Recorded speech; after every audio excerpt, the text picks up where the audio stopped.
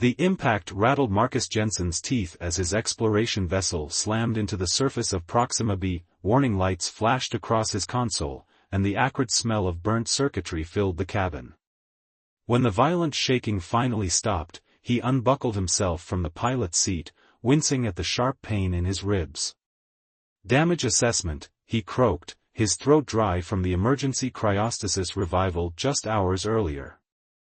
The ship's AI responded with a dispassionate tone that belied their dire situation. Hull integrity compromised in 3 sections. Propulsion systems offline. Communications array damaged. Life support functioning at 63% capacity. Marcus ran a hand through his dark, disheveled hair. Chances of repair? Calculating, insufficient resources available on board. External materials required. He'd been mapping uncharted systems for Exocore when the wormhole anomaly had appeared without warning, pulling his ship across what might be thousands of light-years. The emergency protocols had kicked in, putting him in cryosleep while the navigation system searched for the nearest habitable planet. And now here he was, stranded on a world no human had ever set foot on. After treating his minor injuries, Marcus suited up in his environmental gear. Sensors indicated the atmosphere was technically breathable but contained unknown biological components. He wasn't taking chances yet. The airlock hissed open, revealing a landscape both alien and strangely familiar. Twin suns hung low in a lavender sky, casting golden light across a terrain of rust-colored soil and towering vegetation that resembled a cross between bamboo and giant ferns. The air was thick with humidity, and distant sounds, chirps, howls, and rustling, suggested abundant life. "At least I won't starve," he muttered, assuming anything here is compatible with human digestion. Marcus spent the next several hours salvaging what he could from the ship and setting up a perimeter of sensors. The planet's gravity was slightly stronger than Earth's, making his movements laborious. By the time the smaller sun had set, he'd established a rudimentary camp beside the damaged vessel. As darkness fell, the forest seemed to come alive with bioluminescence, plants and small flying creatures glowing in hues of blue and green. It was beautiful, but Marcus couldn't appreciate it fully. The prickling sensation on the back of his neck hadn't subsided all day. Something was watching him. He slept fitfully that night, waking at every unfamiliar sound. When morning came, he ventured farther from the ship, collecting samples and mapping the immediate area. The terrain sloped gradually upward, and by midday, he reached a ridge overlooking a vast valley. That's when he saw it: structures. Not natural formations but deliberate constructions rising from the forest canopy. Dome-shaped buildings woven from the bamboo-like plants, connected by suspended bridges. Intelligent life, he whispered, excitement and apprehension coursing through him. As he turned to head back to his ship, a flash of movement caught his eye. About 50 meters away, partially concealed behind the trunk of a massive fern tree, stood a figure. Not human, but humanoid. Taller than Marcus by at least a foot, with powerful limbs covered in short, tawny fur that caught the sunlight. The being's face bore feline features, high cheekbones, a slightly flattened nose, almond-shaped eyes that glowed amber. Female, judging by the curves of her body, which was adorned with simple leather-like garments and decorated with beads and small bones. She didn't appear aggressive, merely curious, head tilted slightly as she studied him with equal intensity. Marcus slowly raised his hands, palms outward. "Hello," he said, knowing she wouldn't understand but hoping his tone conveyed peaceful intentions. The female's ear, pointed and tufted, twitched. She stepped fully into view, revealing her impressive physique. Muscular yet graceful, she moved like a predator, confident and perfectly adapted to her environment. Around her neck hung what appeared to be trophies from hunts, and a weapon resembling a spear was strapped to her back. "My name is Marcus," he said, placing a hand on his chest. The alien woman's eyes narrowed. Then, to his surprise, she mimicked his gesture, placing a clawed hand against her own chest. "Ilara," she said, her voice melodic despite the unfamiliar syllables. The first contact between species had been made. What Marcus couldn't know was that he'd arrived during a very particular season in Ilara's life cycle, one that would soon complicate their fragile communication in ways he couldn't imagine. 3 days had passed since Marcus first encountered Ilara, and in that time, a tentative routine had formed. Each morning, she would appear at the edge of his camp, bearing gifts, strange fruits with spiral patterns, roots that tasted like spiced honey when roasted, and once, a creature resembling a 6-legged rabbit, already dressed and prepared for cooking. In return, Marcus showed her small technologies from his ship, a holographic projector that made her eyes widen with wonder, a medical scanner that she initially feared but then found endlessly fascinating as it mapped her internal anatomy in glowing blue light. Communication progressed slowly but steadily. Ilara was remarkably intelligent, quickly grasping the basics of his language while teaching him hers through a combination of gestures, drawings in the soil, and patient repetition. Her people called themselves the Kvashi, and this world was Nantera, mother of life, in their tongue. Today, Ilara had arrived earlier than usual, her movements more agitated than he'd seen before. She paced the perimeter of his camp, her tail, which he'd learned was a sensitive indicator of her mood, twitching with nervous energy. "Ilara troubled?" Marcus asked, using the simplified syntax they'd developed. She stopped pacing and fixed him with those intense amber eyes. The pupils had narrowed to slits in the morning light, giving her an even more predatory appearance. "Moon cycle changes," she said, gesturing toward the sky where one of the planet's 3 moons hung faintly visible even in daylight. "Time of joining." Marcus tilted his head, not fully understanding. "Joining?" Ilara made a frustrated sound, then pointed to herself, then to the distant structures where her people lived. "Females few.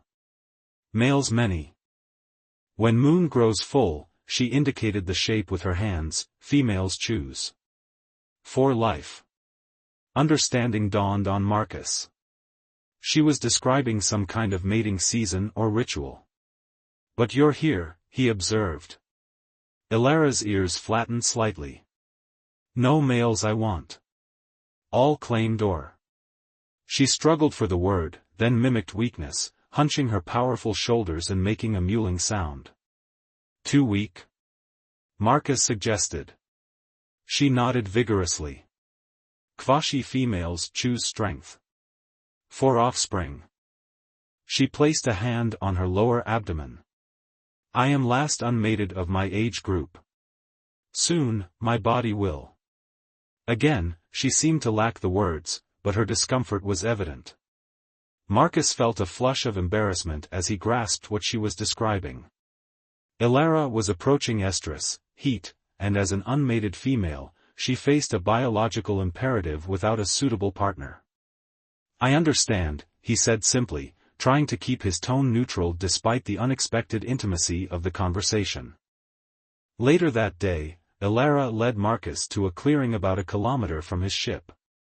There, a small stream tumbled over rocks into a pool of crystalline water.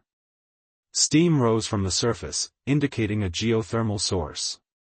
"We cleanse here," she explained, already removing her simple garments with an unself-consciousness that made Marcus look away. "Before the time of joining.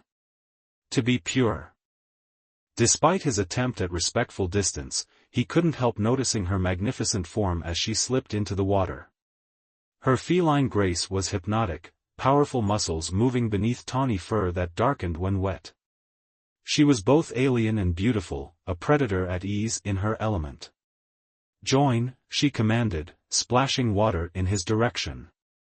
Marcus hesitated. "I don't want to intrude on your ritual." Ilara made a sound that he'd come to recognize as laughter. "You are not Kvashi. But you are guest. Sharing water is friendship." With awkward movements, Marcus removed his outer clothing, keeping his undergarments on as a concession to his own cultural modesty. The hot spring was deliciously soothing after days of makeshift washing with cold water from his limited ship supplies. As they bathed, Elara told him more about her people. The Kvashi lived in matriarchal family groups, with females choosing mates based on strength, hunting prowess, and genetic compatibility assessed through scent. Once chosen, pairs mated for life, with males providing protection and females leading the family units. And what if a female doesn't choose during her cycle? Marcus asked, curious but cautious. Elara's expression grew solemn. Body suffers. Mind suffers. Some females go to isolation until cycle passes. Others take temporary mates, but... Her voice trailed off. Not same as true bond. That evening, as they sat beside a small fire outside his camp, Marcus noticed subtle changes in Elara's behavior. She sat closer to him than usual, occasionally brushing against his arm or shoulder. Her scent had changed too, richer, more potent, with notes that triggered something primal in his own biology despite the species barrier. When she spoke, her voice had taken on a deeper, almost purring quality. Marcus different. Not Kvashi, but strong in other ways. Smart. Gentle. She leaned closer, nostrils flaring as she inhaled near his neck. Scent strange but good. Marcus felt his heart rate increase. The implications were unmistakable, yet surely impossible. Elara, we're not. Compatible, she finished, showing her growing command of his language. Not know until try. The boldness of her statement sent heat flooding through his body. Before he could formulate a response, a distant, haunting cry echoed from the direction of the Kvashi settlement. Elara's ears pricked up, her attention diverted. What's that? Marcus asked, grateful for the interruption. Calling ceremony begins, she said, rising to her feet with fluid grace. I must return. 3 nights until full moon. Then decision time. As she prepared to leave, she placed a clawed hand gently against Marcus's cheek, her touch surprisingly soft. Think about Elara's words. Loneliness bad for both our kinds, yes? With that enigmatic statement, she disappeared into the twilight forest, leaving Marcus alone with thoughts and feelings he'd never anticipated when his ship crashed on this distant world. Beyond the cultural and ethical complications, beyond the biological improbability, one question burned in his mind. Could he be developing genuine feelings for an alien woman whose reproductive cycle was pushing her toward him as perhaps the only available option? And if so, what would happen when the third moon reached its fullness in 3 days' time? Part 3, Rising Heat. The twin suns beat down mercilessly as Marcus worked on his communication array. Sweat trickled down his back, his shirt long discarded in the humid heat. 2 days had passed since his last encounter with Elara, and her absence left him with a strange emptiness he wasn't ready to acknowledge. The translator program he'd been developing had made significant progress. When he made contact with Earth again, he wanted comprehensive data on Kvashi language and culture. That's what he told himself, anyway. The truth was more complicated. He was trying to bridge the gap between himself and Elara in every way possible. A rustling in the nearby vegetation made him look up sharply. Through the fronds emerged not Elara, but 3 male Kvashi. Taller than her but less muscular, they carried spears and wore elaborate headdresses of bone and feather-like appendages. Their fur patterns varied, one with spotted markings, another with stripes, the third a solid russet color. Marcus slowly set down his tools and stood, hands visible at his sides. "Hello," he said in their language. "I am Marcus." The spotted one stepped forward, ears flat against his skull. "We know what you are," he growled. "Skyfallen. Not Kvashi." "I mean no harm," Marcus replied, carefully maintaining eye contact but not staring too directly, which Elara had taught him could be seen as a challenge. The russet male circled to Marcus's left. You corrupt Ilara's choosing time. She does not come to the calling ceremonies. Stays in forest. With you. There was accusation in his tone, and Marcus realized he'd inadvertently stumbled into tribal politics. Ilara makes her own choices, he said, remembering her description of female autonomy in Kvashi society. The striped one snarled. She is bewitched by strange things. By you. Not natural. Before Marcus could respond, a piercing cry echoed through the clearing. Ilara burst from the tree-line, landing between Marcus and the males in a defensive posture. Her fur was raised along her spine, and the growl that emanated from her chest was unlike any sound he'd heard from her before. Leave, she commanded the males. This territory is claimed. The spotted male stepped forward. Vashrek challenges your claim, Ilara. I am strongest hunter of season. Your mother wishes our joining. Ilara's tail lashed angrily. My mother does not choose for me. Go. An uncomfortable standoff ensued, with Vashrek and his companions eventually retreating, but not before the spotted male fixed Marcus with a look of pure hatred. This is not finished, he promised. When they had gone, Ilara turned to Marcus, her pupils dilated despite the bright daylight. Are you harmed? I'm fine, he assured her. But what did you mean about claiming territory? Ilara's posture changed subtly, some of her aggression softening into something equally intense but different. Moon almost full, she said, gesturing skyward. My body changes. Needs grow stronger. Marcus noticed it then, the heightened scent he'd detected days earlier had intensified dramatically. There was a flush to her skin visible beneath the fur, and her breathing was slightly accelerated. You're in heat, he said plainly. Ilara nodded, moving closer to him. Kvashi females must choose before cycle peaks. Or suffer greatly. She placed a hand on his bare chest, her touch sending electric currents through his skin. I choose you, Marcus. If you accept. The directness of her proposition left him speechless. Part of him, the scientist, the human, the representative of Earth, knew all the reasons this was impossible. Biological incompatibility. Cultural misunderstanding. Ethical complications. But another part, something deeper and more primal, responded to her in ways that transcended rational thought. Ilara, we're different species, he said gently, not removing her hand from his chest. I don't know if it would even be possible. Her amber eyes held wisdom beyond her years. Life finds way. Always. Kvashi history tells of joinings with other peoples, long ago. Before sky darkness came. She was referring to some ancient cataclysm she'd mentioned in earlier conversations. Some compatible, some not. But attempt brings no shame. The intimacy of their conversation was interrupted by a distant rumbling. Both looked up to see storm clouds gathering with unnatural speed. Bad sign, Ilara said, sniffing the air. Poison rain comes. Must shelter. They barely made it to a small cave Ilara knew of before the downpour began, droplets that sizzled when they struck vegetation, giving off acrid fumes. The cave was narrow but deep, forcing them into close proximity. In the dim light filtering through the entrance, Ilara's eyes glowed with reflected light.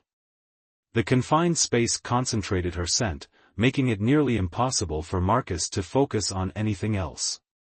Storm will last until nightfall, she informed him, settling onto the sandy floor. We wait. As hours passed, Marcus learned more about Ilara's life. She was the daughter of her tribe's matriarch, expected to make a politically advantageous match. Vashrek, the spotted male, was her mother's choice, strong but cruel, known for his ruthlessness in hunting and combat. I will not bear his offspring, Ilara said with conviction. Better to suffer cycle alone. Is that why you've been spending time with me? Marcus asked, a hint of hurt in his voice. As an escape from your obligations? Elara looked at him with surprise. No. First curious only. Strange not Kavashi from sky. But then. She placed her hand over his, her claws retracted to avoid hurting him. Then I see your heart. Different but good. Gentle but strong in other ways. She leaned closer, her breath warm against his face. Scent calls to me. Not like Kvashi males, but deeper. Like oldest songs. The rational parts of Marcus's mind were rapidly losing ground. He had been alone for so long, first on his solo mission, then stranded on this alien world. And here was Elara, offering connection, acceptance, desire. His body responded to her proximity in ways that surprised him, suggesting that perhaps there was some biological compatibility after all. When her lips, softer than he'd imagined, brushed experimentally against his, he didn't pull away. The kiss deepened, tentative exploration giving way to growing hunger. Elara's purr vibrated against his chest as her powerful arms encircled him, careful not to hurt him with her strength. Her fur was silky against his bare skin, her body radiating heat that had nothing to do with the ambient temperature. Marcus pulled back slightly, breathless. Elara, I don't want to take advantage of your condition. Is this really what you want, or is it just biology driving you? She regarded him thoughtfully, her head tilted. Both. All choices partly biology, partly heart. Even for humans, yes. She traced a claw gently down his cheek. But storm ends soon. We have time to decide. As if on cue, the sound of rain began to diminish outside the cave. Elara rose gracefully to her feet, extending a hand to help him up. Tomorrow night, full moon rises, she said. I go to sacred pools for final cleansing. You think about Elara's offer. Come to pools if answer is yes. She pressed her forehead briefly against his in a gesture of affection. If no, I understand. We'll still be friend to Skyfall and Marcus. She slipped out of the cave into the twilight, leaving Marcus alone with his thoughts and the lingering scent of her, exotic, intoxicating, and increasingly difficult to resist. As he made his way back to his camp in the gathering darkness, Marcus knew he faced the most important decision of his life. Not just a choice between physical connection or restraint, but a deeper question of where he truly belonged in this vast universe. On Earth, where his own species waited, unaware of his survival? Or here on Nantera, with a woman who, despite her alien nature, made him feel more understood than anyone ever had?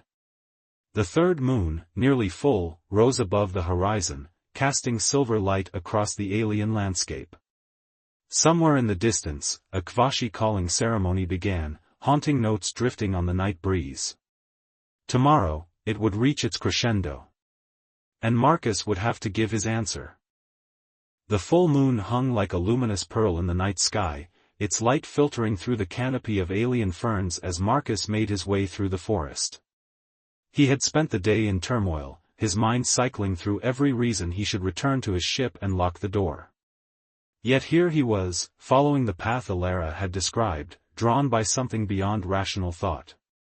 His translator device hummed softly at his belt, a precaution, should complex communication become necessary. In his pack, he carried small gifts, a holographic projector programmed with images of Earth, and a bracelet fashioned from salvaged components of his ship that glowed with a soft blue light. The sound of flowing water grew louder, and soon the trees opened to reveal the sacred pools. Steam rose from a series of natural basins carved into iridescent rock, fed by a waterfall that sparkled in the moonlight. Bioluminescent plants ringed the area, their blue-green glow creating an otherworldly atmosphere. At first, Marcus thought he was alone. Then movement caught his eye. Elara emerged from the largest pool, water streaming from her powerful form. She had adorned herself with intricate patterns painted on her fur in what appeared to be natural pigments, and delicate chains of polished stones hung around her neck and waist. She was magnificent, alien yet exquisite, powerful yet graceful. And her eyes, when they locked with his, contained such vulnerability that it took his breath away. "You came," she said simply, her voice carrying a note of wonder. Marcus set down his pack. "I couldn't stay away." She approached slowly, her movements deliberate. Up close, he could see the tremor in her limbs, the dilation of her pupils, physical signs of her biological state. But there was more than instinct in her gaze. There was connection. Recognition. Choice. "The ceremony of joining requires words," she explained, taking his hands in hers. "Promises exchanged under moon witness. Different for sky fallen, but meaning same."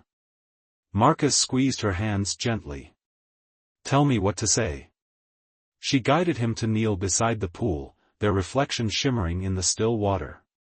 With careful movements, she scooped water to his lips, then to hers. "Water connects all life," she translated. "What sustains you sustains me." Marcus repeated the ritual, cupping water to her lips. Her tongue, slightly rougher than a human's, brushed against his fingertips as she drank. "Now we speak truth," she continued. "I, Ilara, choose Marcus as life companion. His strength complements mine. His heart calls to mine across stars. I offer protection, loyalty, children if fates allow." The solemnity of her words struck him deeply. This was no mere mating driven by biology. For the Kvashi, this was marriage, a lifelong commitment. "I, Marcus," he began, the weight of the moment settling over him, "choose Ilara as my life companion. Her courage inspires mine. Her spirit calls to mine across differences greater than stars. I offer respect, fidelity, and partnership in all things." Ilara's eyes glistened in the moonlight. She reached for a small pouch at her waist and extracted a paste of crushed herbs and minerals. With delicate precision, she traced a pattern on his forehead, then guided his hand to do the same to her. "Marks of belonging," she explained. "Now final sharing." She led him into the warm waters of the largest pool. The mineral-rich liquid soothed his travel-worn muscles, and subtle aromas released by the heat calmed his nervous anticipation. Ilara moved closer, her powerful body now flush against his. Between Kvashi, much ritual before joining, she murmured, her breath warm against his neck. "But we write new story now. Follow heart." Their first true kiss was tentative, an exploration of differences. Her lips were fuller than a human woman's, her teeth sharper, but the softness of her touch spoke of careful restraint. Marcus tangled his fingers in her wet mane, marveling at the silky texture so unlike human hair. Gradually, instinct took over. Their bodies found a rhythm of exploration, each discovering the other's anatomy with increasing boldness. Ilara's purrs deepened to growls of pleasure as Marcus learned what pleased her, and her own discoveries of human physiology were met with equal enthusiasm. What might have been awkward between such different beings instead became a dance of adaptation and discovery. Where words failed, touch spoke volumes. Where biology differed, creativity bridged the gap. In the moonlit waters, surrounded by the glow of alien flora, they found surprising compatibility. Ilara's natural grace translated to movements that sent waves of pleasure through Marcus, while his gentler human approach soothed the fierce intensity of her cycle. When their joining reached its crescendo, Ilara's cry echoed through the forest, a sound of triumph and completion. Marcus held her trembling form close, his own release leaving him breathless and wondering how he could have ever doubted this connection. They remained entwined in the warm waters, the urgency of desire giving way to tender afterglow. Ilara's purring resumed, a contented vibration against his chest. "Your biology responds well to Kvashi," she observed with satisfaction, tracing patterns on his skin. "Old stories true. Stars may separate forms, but life essence compatible." Marcus smiled, brushing wet strands of her mane from her face. I think we've made scientific history tonight. Her laughter was musical. More than science, Marcus. Soul joining. They might have remained longer in their private paradise, but a distant sound disrupted the tranquility, angry voices approaching through the forest. Elara tensed immediately, her relaxed demeanor vanishing. Vashrek comes. With others. They scrambled from the pool, Elara retrieving a spear hidden among nearby rocks while Marcus activated his emergency beacon, a small device that could deliver a disabling electrical charge if necessary.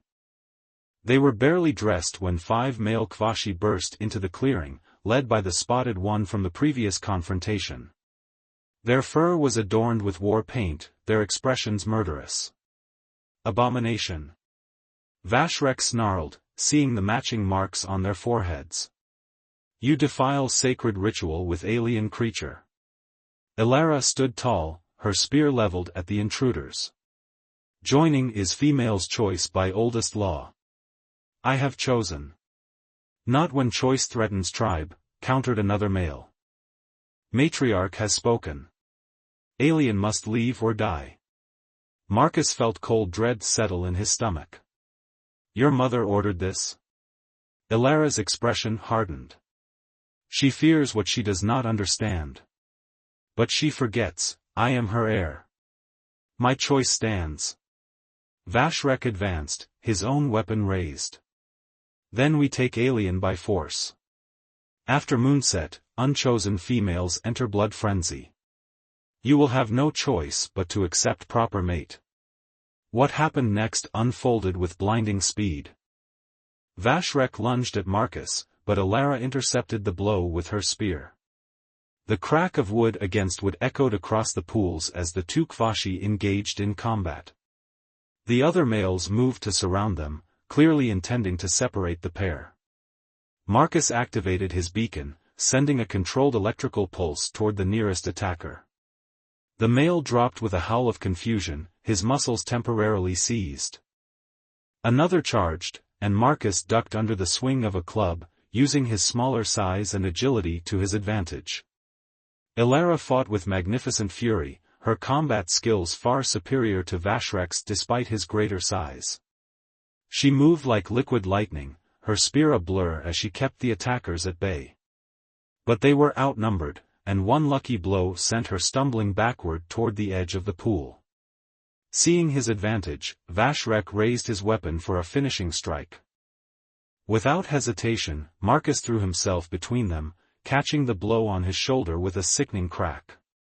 Pain exploded through his body as he collapsed, the world spinning around him. Through a haze of agony, he heard Elara's roar of rage.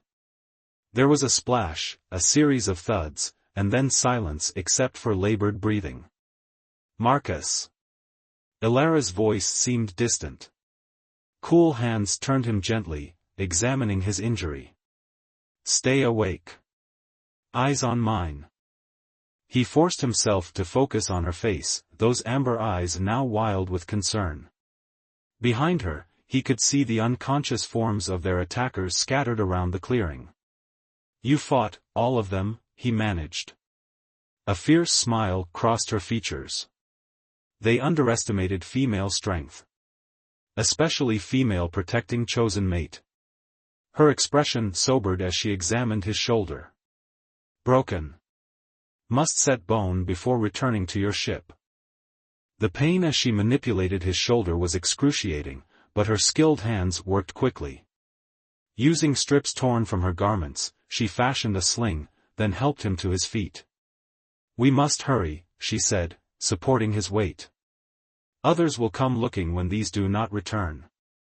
As they made their way through the darkened forest, Marcus fought against shock and pain. What happens now? He asked through gritted teeth. Elara's expression was grim but determined. Now we become outcasts. Until I can challenge my mother's leadership or change her mind. She glanced at him, worry creasing her features. Hard life for you. Harder than human should bear. Despite everything, Marcus found himself smiling. I crossed galaxies to find you, Elara. I think I can handle family drama, even alien family drama. Her answering laugh was soft, tinged with both worry and hope. First heal. Then we face future. She pressed her forehead to his in their gesture of affection. Together. As the twin suns began to rise on the horizon, casting rose-gold light through the canopy, Marcus realized that despite the pain and danger, he felt something he hadn't experienced since before his ill-fated mission.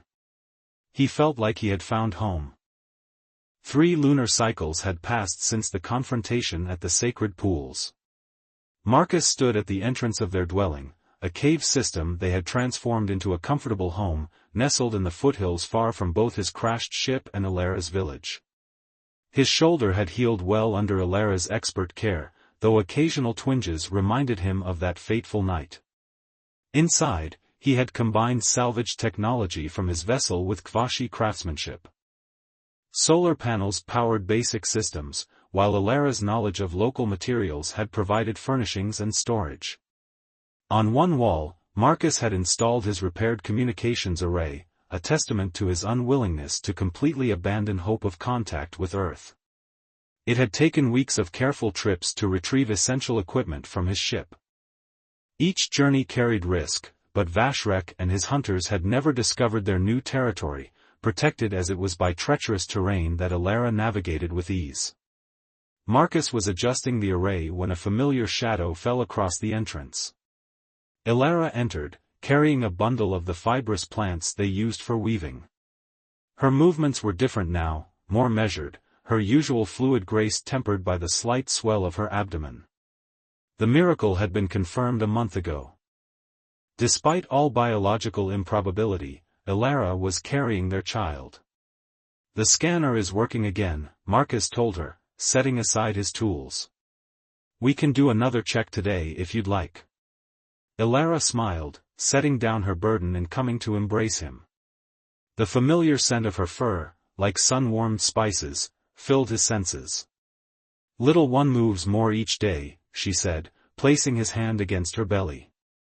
Strong like both parents. Marcus felt the flutter beneath his palm and marveled again at the impossible. Their genetic compatibility had shocked him, though Ilara seemed less surprised. Kvashi legends spoke of ancient interbreeding with other intelligent species that had once inhabited Nantera before some calamity drove them to the stars.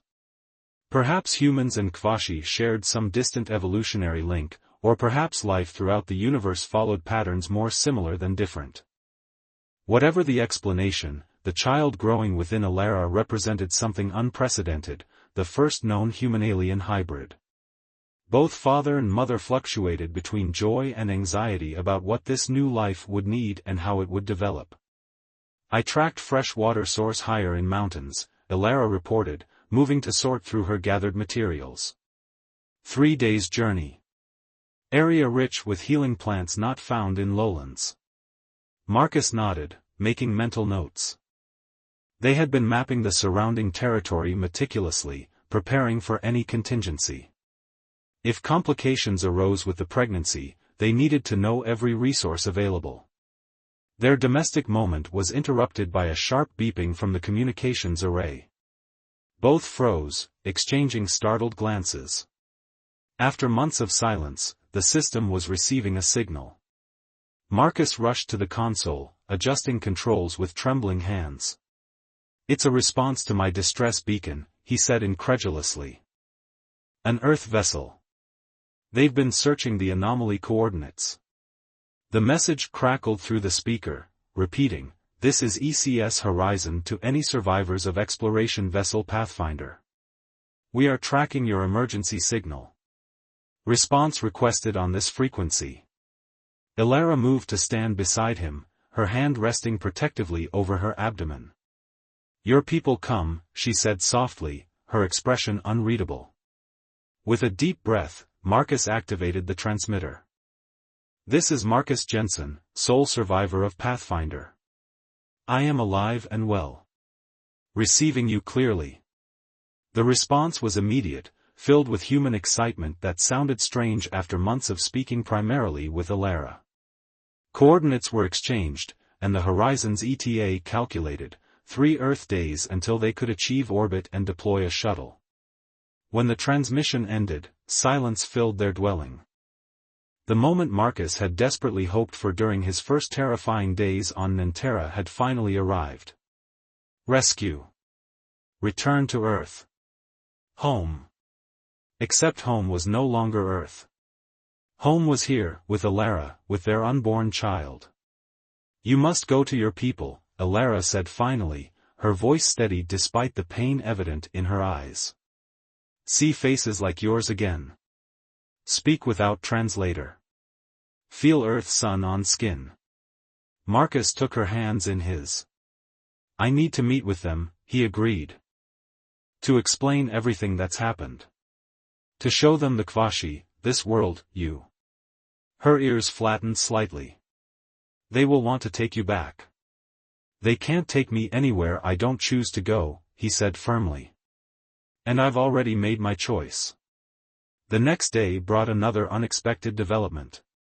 As Marcus and Alara prepared for the arrival of the Earth ship, a Kvashi scout appeared at the edge of their territory. Rather than aggression, he displayed the ceremonial branches of parley. Cautiously, they met with him. The news he brought changed everything. Alara's mother, the matriarch, had fallen ill. With no other female of direct bloodline old enough to lead, the tribe was in crisis. Some elders wished to extend an olive branch to Alara, the rightful heir regardless of her chosen mate. Mother asks for you, the scout said, his tone respectful. Before she joins ancestors. Alara's face showed the conflict within, years of maternal disapproval weighed against filial duty. We will come, she decided after consulting silently with Marcus. Under protection oath of elders. The journey to the Kvashi village took most of a day. As they approached the settlement, Marcus was struck by how the familiar yet alien structures now felt like a second home. Kvashi of all ages emerged to watch their procession, their reactions mixed, some hostile, others curious, many respectful. In the central dwelling, they found the matriarch, her once powerful form now diminished by illness, her spotted fur dulled. Yet her amber eyes, so like Alara's, remained sharp. Daughter, she acknowledged weakly. And daughter's chosen. The formal recognition sent murmurs through the gathered elders. Alara knelt beside her mother's bedding platform, one hand instinctively protecting her pregnant belly. I come as summoned, mother. The old matriarch's gaze moved to Alara's abdomen, widening in surprise. You carry life? The joining was fertile? A miracle, Alara confirmed. First of its kind. Something shifted in the matriarch's expression, calculation giving way to wonder. The ancestors speak through unexpected vessels, she murmured. Perhaps old prophecies of star children return. What followed was a conversation that Marcus only partially understood, despite his translator. Old myths were referenced, prophetic dreams discussed. The elders consulted ancient records kept on cured hide scrolls. Through it all, the matriarch's attitude toward Marcus evolved from reluctant acceptance to cautious interest. By nightfall, an agreement had been reached. Alara would return to her rightful place as heir, with Marcus accepted as her chosen mate. Their child, this unprecedented blending of two species, would be celebrated as the fulfillment of ancient predictions about renewal from the stars. Vashrek and his supporters were displeased, but tribal law was clear. The matriarch's word, supported by the Council of Elders, was final. To cement the new alliance, a feast was prepared, Marcus's first experience of full Kvashi hospitality.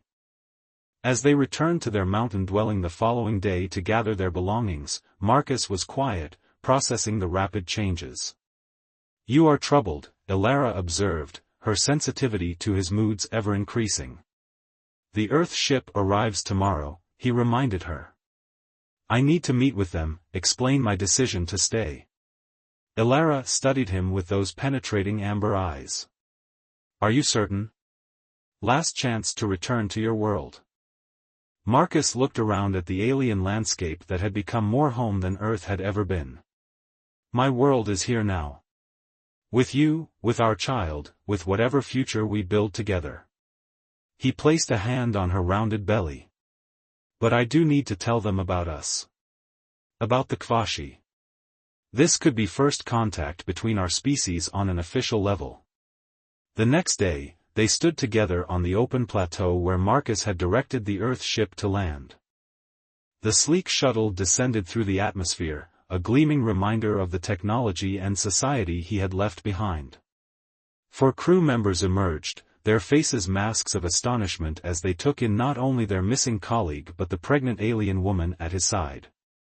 The initial reunion was a chaos of questions, medical scans, and disbelief.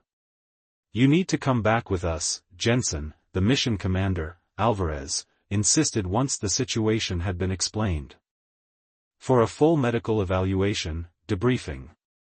You've made a historic discovery here.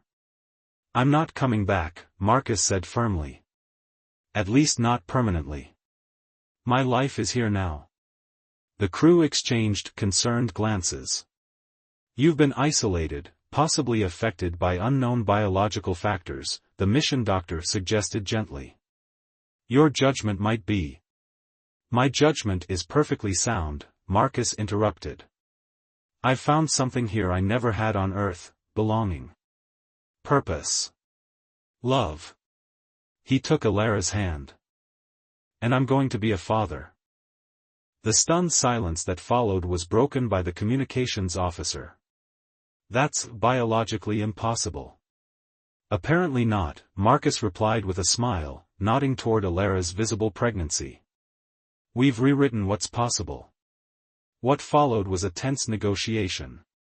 Marcus refused evacuation but agreed to establish formal diplomatic contact between humans and Kvashi. He would serve as ambassador between worlds, with regular communication via the improved array the Earth ship provided.